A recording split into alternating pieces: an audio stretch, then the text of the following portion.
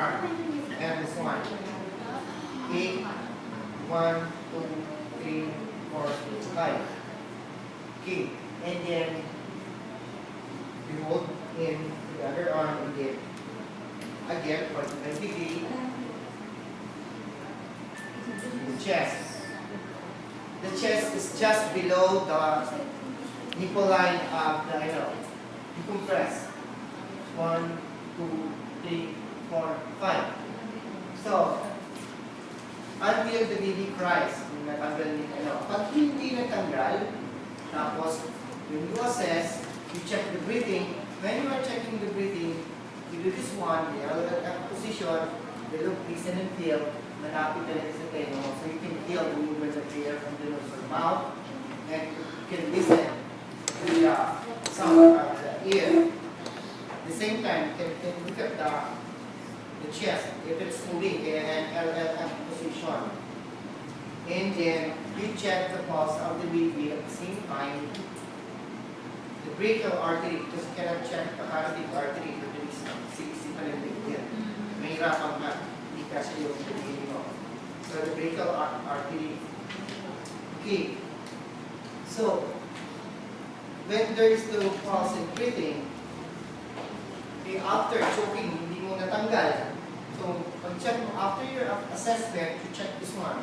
Dahil kami yung baby, the table, then you check with the position, and then you count at least for when you are checking the breathing and the pulse, you have to check it.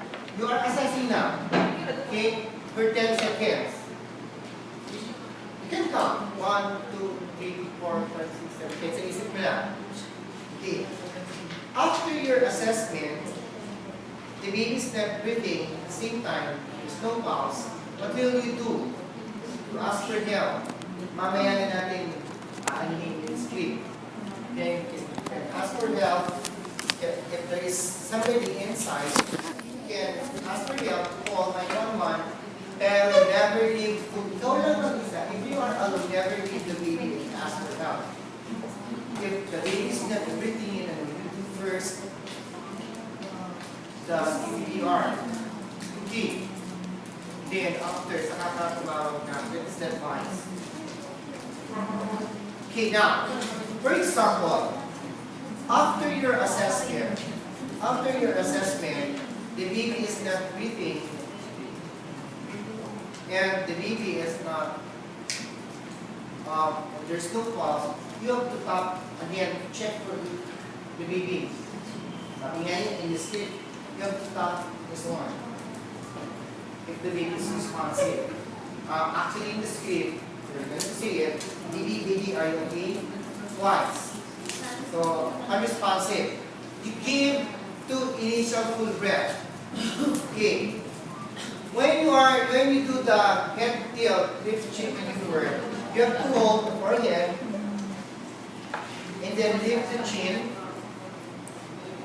Gumagaling yan. Okay.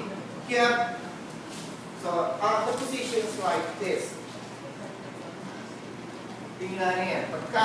If the head is tilted, bumubo ka ng bibig niya. Automatic. Now, you move them a little, and then, of course, you have to lift the chin na sinasabi para hindi mo mabuka. Or, you have to support. And then, you give 2 initial full breath. Okay? 1, 2. Okay. And then, what's next?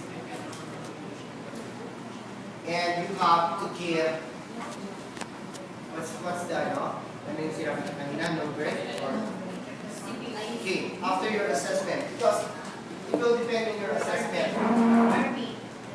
Okay, after your assessment of breathing, you have to give 2 initial breath. And now you count, because there is a pulse, now you have to give rescue breathing. Okay. So you do while counting, you do the LLF position. This is the count now. 1,002, 1,001. 1,002, 1,002. 1,002, 1,003.